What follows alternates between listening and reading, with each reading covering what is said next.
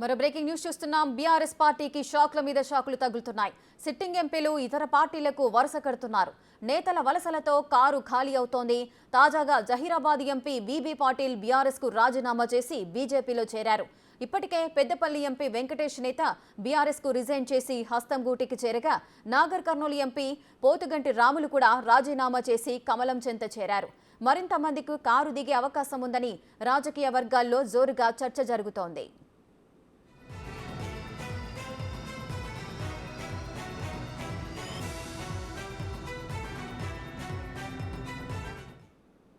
BRS లో వరుసగా ముగ్గురు సిట్టింగ్ ఎంపీలు పార్టీ మారడంతో గులాబీ శిబిరంలో కలవరం మొదలైంది. పార్టీ మారడానికి బీఆర్ఎస్ పెద్దల వ్యవహార శైలే కారణమని కార్యకర్తలు అంటున్నారు.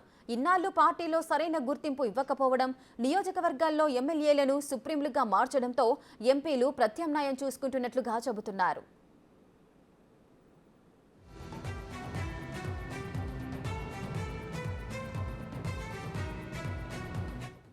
మరింత సమాచారం మా ఇన్పుట్ ఎడిటర్ పవన్ లైవ్ లో అందిస్తారు.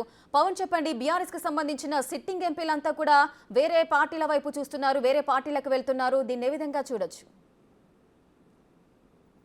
ఇటీవల జరిగిన శాసనసభలో ఎన్నికల్లో అటు బీఆర్ఎస్ పార్టీ ఓటమి తర్వాత పార్టీ నేతలు ఒక్కొక్కరుగా గలం విప్పుతున్నారు. ఓటమికి కారణం పార్టీలో అంతర్గత ప్రజాస్వామ్యం లేకపోవడం, ఏక వ్యక్తి స్వామ్యం నడవడమే కారణమంటూ అటు బీఆర్ఎస్ నేతలు వాళ్ళు ఆవేదన వ్యక్తం చేస్తూ ఉన్నారు. పార్టీలో అంతా తానే వన్ మ్యాన్ షోగా కేటీఆర్ వ్యవహరించడం, కేసీఆర్ లాంటి సీనియర్ నేత బీఆర్ఎస్ అధ్యక్షుడు ఎవరికి అందుబాటులోకి రాకపోవడం, ఇవన్నీ కూడా కొన్ని కారణాలుగా బీఆర్ఎస్ నేతలు చెబుతూ వస్తున్నారు. అటు కేటీఆర్ చుట్టూతా కొంతమంది కోటరీగా ఏర్పడ్డారు. మిగతా నేతలకి ఎవరికి కూడా దగ్గరకు కూడా రానియకపోవడం కూడా ఒక కారణంగా చెప్తున్నారు.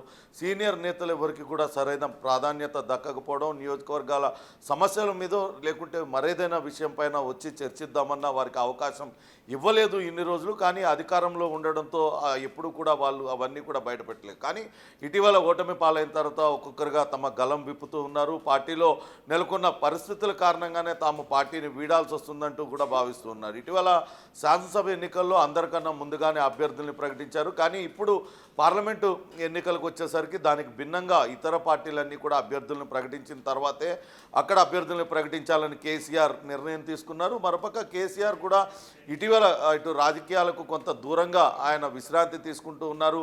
ఆయన తుంటి మార్పిడి శస్త్రచికిత్స తర్వాత పార్టీ కార్యక్రమాలకు కొంత దూరంగానే ఉంటున్నారు. అటు పార్లమెంటు నియోజకవర్గ సమన్వయ సమావేశాలన్నీ కూడా కేటీఆర్ అధ్యక్షతనే కొనసాగాయి. వాటిలో కేటీఆర్ వరుస అటు ఓటమి పైన ఎందుకు ఓటమి చెందామనే దానిపైన సమీక్షలు నిర్వహించారు. ఆ సమీక్ష సమావేశాల్లో కూడా నేతలు తమ అభిప్రాయాలను వెలిబుచ్చారు. కానీ వాటిని కూడా పరిగణలో తీసుకోలేదు. సీనియర్ నేతలకు ఎక్కడ కూడా తగిన ప్రాధాన్యత లేకపోవడం కారణంగానే వాళ్ళు ఇప్పుడు ఒక్కొక్కరుగా బయటపడుతున్నారు. ఇంతకాలం ఆత్మగౌరవాన్ని అణచిపెట్టుకొని ఆత్మగౌరవాన్ని చంపుకొని పార్టీలో ఉన్నామంటూ వాళ్ళందరూ కూడా వీడుతున్న పరిస్థితి ఉంది. ఇప్పటికే ముగ్గురు సిట్టింగ్ ఎంపీలు పార్టీని వీడడంతో బీఆర్ఎస్లో అంతర్మదనం మొదలైంది. దిద్దుబాటు చర్యలు ఏ రకంగా చేపట్టాలి అనే దానిపైన మల్లగుల్లాలు పడుతున్నారు. స్వయంగా కేసీఆర్ రంగంలో దిగి పరిస్థితి చక్కదిద్దాల్సిన అవసరం ఉందంటూ అభిప్రాయపడుతున్నారు. ముందుగా పెద్దపల్లి ఎంపీ వెంకటేష్ నేత అటు పార్టీని వీడారు, బీఆర్ఎస్ పార్టీని వీడి కాంగ్రెస్ పార్టీలో చేరారు. తర్వాత అటు నాగర్ కర్నూలు నియోజకవర్గంలో ఇటీవల అమెరికా పర్యటన ముగించుకొని వచ్చి అటు నాగర్ కర్నూలు పార్లమెంటు నియోజకవర్గ సమన్వయ సమావేశంలో కేటీఆర్ పాల్గొంటారంటూ చెప్పారు. కానీ కేటీఆర్ ఆ సమన్వయ సమావేశానికి ఎవరిని కూడా ఎంపీని స్థానిక ఎంపీ పోతుగంటి రాముల్ని ఆహ్వానించలేదు. చివరి నిమిషంలో కేటీఆర్ పిఏ ఫోన్ చేసి ఆ సమన్వయ సమావేశానికి రావాలంటూ కోరడంతో రాములు కూడా తీవ్ర ఆగ్రహం వ్యక్తం చేసిన పరిస్థితి. ఇన్ని రోజులు తాను ఎక్కడా కూడా గుర్తు రాలేదు. ఇటీవల ఎన్నికల సమయంలో కూడా కేసీఆర్ అక్కడికి వచ్చారు. పాలమూరు రంగారెడ్డి ఎత్తిపోతల పథకం దగ్గరకు వచ్చారు. ఆ సమయంలో శిలాఫలకం పైన కూడా స్థానిక ఎంపీనైనా నా పేరు పెట్టలేదంటూ అప్పటి నుంచి కూడా కొంత ఆయన అలకబోన్నారు.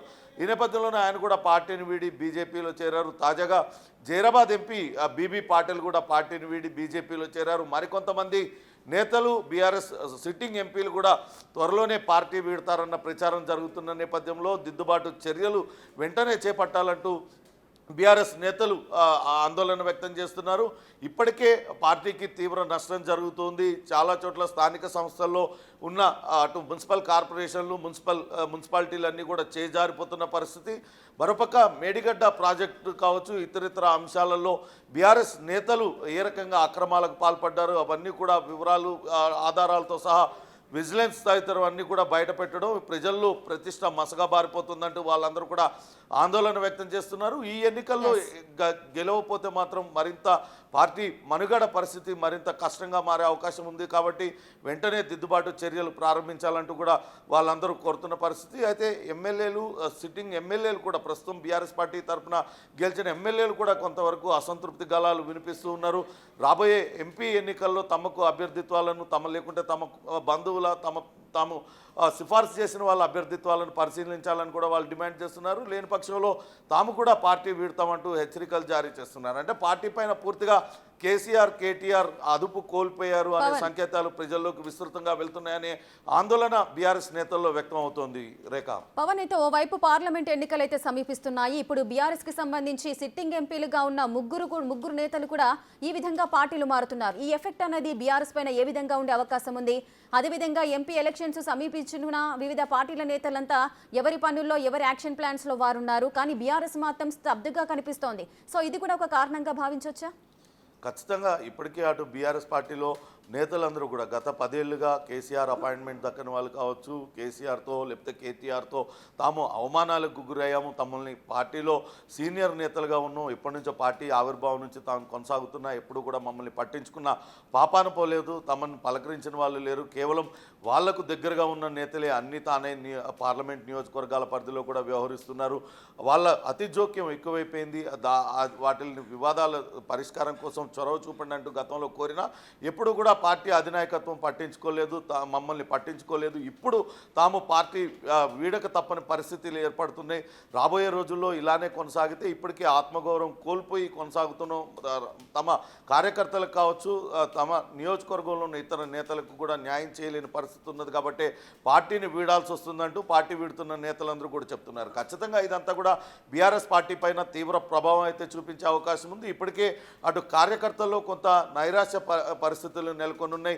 అటు పార్టీ ఓడిపోయిన తర్వాత, అసెంబ్లీ ఎన్నికల్లో ఓడిపోయిన తర్వాత కేసీఆర్ అనూహ్యంగా ప్రమాదం జరగడం, ఆయన శస్త్రచికిత్స తర్వాత కేవలం ఒక్కసారి మాత్రమే ఆయన బయటకు వచ్చారు. నల్గొండ సభలో ఆయన ప్రసంగించారు. త్వరలోనే కరీంనగర్లో మరో సభ ఏర్పాటు చేస్తామంటున్నారు. బహిరంగ సభల్లో కాకుండా ఇటు పార్టీ కార్యాలయానికి రెగ్యులర్గా వస్తాను, అందరికీ అందుబాటులో ఉంటాను, రాబోయే ఎన్నికల్లో తిరిగి విజయం సాధించి సత్తా చాటడానికి దిశానిర్దేశం చేస్తానన్న కేసీఆర్ ఎక్కడ కూడా క్రియాశీల రాజకీయాలలో ప్రత్యక్షంగా పాల్గొనడం లేదు. కేవలం కేటీఆర్, హరీష్ రావు లాంటి నేతలు మాత్రమే అక్కడ పర్యటిస్తూ నియోజకవర్గాల్లో పర్యటిస్తూ ఉన్నారు. కానీ అది ప్రస్తుతం జరిగిన నష్టానికి ఇది సరిపోదు, ఈ నేతలతోని పని జరగదు. తిరిగి కేసీఆర్ ప్రత్యక్షంగా ఆయన పాల్గొని రాజకీయాల్లో పాల్గొంటేనే కొంతవరకు రాబోయే పార్లమెంట్ ఎన్నికల్లో మన సత్తా చాటగలుగుతాం అనే అభిప్రాయం నేతల్లో నెలకొని ఉంది. ఇప్పటికే పార్టీని వీడుతున్న నేతలు కావచ్చు, మరికొంతమంది అదే బాటలో ఉన్నారన్న సంకేతాలు వెలువడడంతో వాళ్ళని నిలువరించేందుకు అటు బీఆర్ఎస్